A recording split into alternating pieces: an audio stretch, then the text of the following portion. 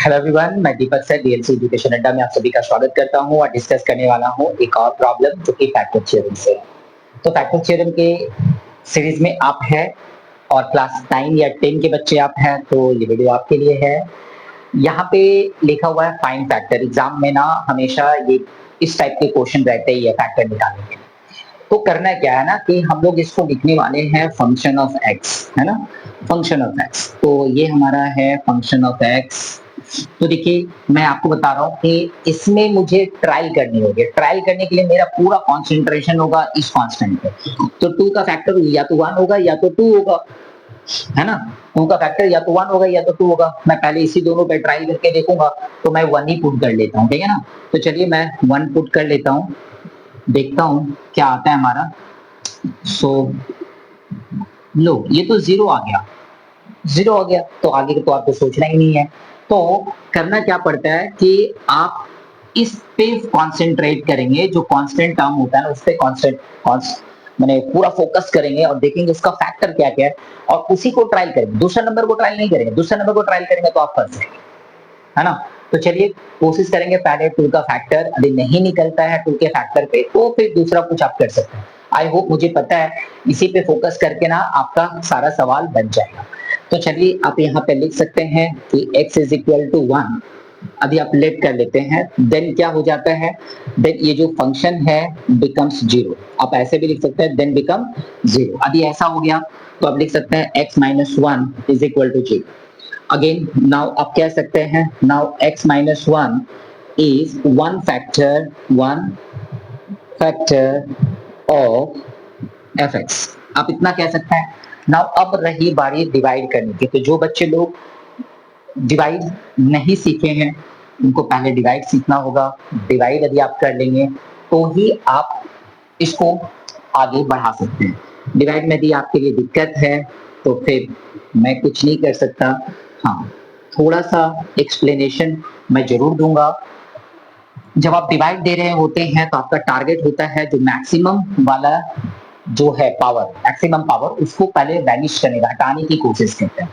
तो x माइनस 1 में आप क्या मल्टीप्लाई करेंगे, इस x माइनस 1 में आप क्या मल्टीप्लाई करेंगे कि आपका x का पावर 3 आ जाए। तो सिंपल आप कॉन्सेंट्रेशन होगा, x का पावर 2 मल्टीप्लाई करेंगे तो ये मल्टीप्लाई इसमें भी होगा। तो क्या ये मल्टीप्लाई इसमें नहीं होगा? होगा, डेफिनेटली होगा। तो एक्स स्क्वायर, तो x का पावर 3 और माइनस में x का पावर 2 आपने मल्टीप्लाई किससे किया है? x का पावर 2 से। तो सबसे पहले साइन चेंज करने की बारी, कट गया। प्लस में अभी आप देखेंगे एक्स स्क्वायर माइनस में 3x प्लस में 2। चलिए अब हमारा पूरा फोकस होगा x का पावर 2 पे। तो x का पावर 2 कैसे आएगा, है ना। फिर x माइनस 1 का ही टेबल करेंगे। तो x का पावर 2 लाने की सिंपली x मल्टीप्लाई कर लेंगे।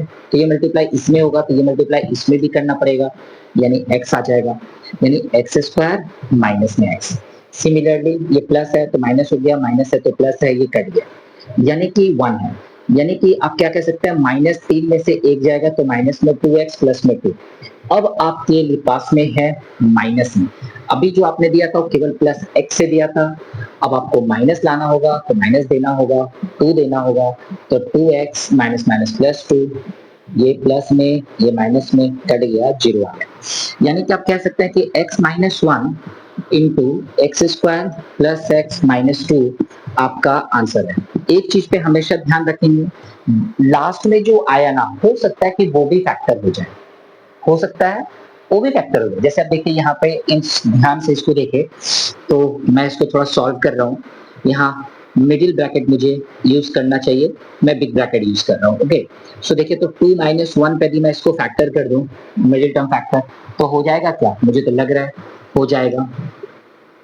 तो एक्स स्क्वायर प्लस में 2x माइनस में x प्लस में 2 हो जाएगा। चलिए एक लाइन और आगे बढ़ाएंगे तो इन दोनों में से कॉमन आ गया x, तो यहाँ पे बिग ब्रैकेट लेना होगा, x प्लस 2, यहाँ पे कोई कॉमन नहीं है तो माइनस 1 कॉमन है। सो यहाँ पे माइनस 2 था, ओके, माइनस 2, तो यहाँ पे प्लस में 2 आ जाएगा। अब एक लाइन और है तो जो आपको पता चल गया होगा x minus one into x plus two common है और x माइनस वन है, तो ये आपका यहाँ पे ऐसा आ चुका है, ये आपका फैक्टर है। कभी कभी क्या होना, देखो ये वाला दोनों सेम हो गया, तो आंसर में देखेंगे ना x माइनस वन का होल स्क्वायर इंटू में x प्लस टू लिखा है, कोई दिक्कत नहीं है, यही सॉल्यूशन होगा। ठीक है, तो इस तरीके से हम लोग सॉल्व करते हैं, छोटा छोटा स्टेप्स बहुत मायने रखता है। अभी आप इसके एक एक स्टेप्स को अभी आप कॉपी करेंगे, लिख के बनाएंगे, तो आपको डिफिकल्टी पता चलेगा कि थर्ड स्टेप में कहाँ पे क्या हो रहा है, क्योंकि खुद से बनाना बहुत जरूरी है। मैं जितना भी प्रॉब्लम को सॉल्व कर दूं, एक्सप्लेन कर दूं, अगर आप खुद से ट्राई नहीं करते हैं तो दिक्कत तो आपको होगा ही। इसीलिए मेरा सजेशन है कि आप पहले खुद से बनाएं, ट्रायल खुद से करें, क्योंकि यहाँ पे मैं बोल दूंगा वन ले लो सवाल बन जाएगा, नहीं, ऐसा नहीं होता। कोई भी प्रॉब्लम है ना, पहले आप उसको खुद से ट्राई कीजिए और चेष्टा कीजिए कि आपके ट्रायल करने से वो आ जाए। ट्रायल करने का तरीका क्या है, आपको कांस्टेंट टर्म पे मैंने फोकस करने के लिए बोला, तो कांस्टेंट टर्म को यदि आप फोकस करेंगे तो आपका सम्स बनेगा ही बनेगा, कोई प्रॉब्लम ही नहीं है। ठीक है, तो चलिए ये था एक छोटा सा डिस्कशन, मिलेंगे दूसरे वीडियो में और दूसरे प्रॉब्लम के साथ में। और अभी ये डिस्कशन आपको अच्छा लगा तो प्लीज लाइक एंड शेयर कर दीजिए, चैनल पर नए होंगे तो प्लीज सब्सक्राइब कर दीजिएगा। Thank you, bye.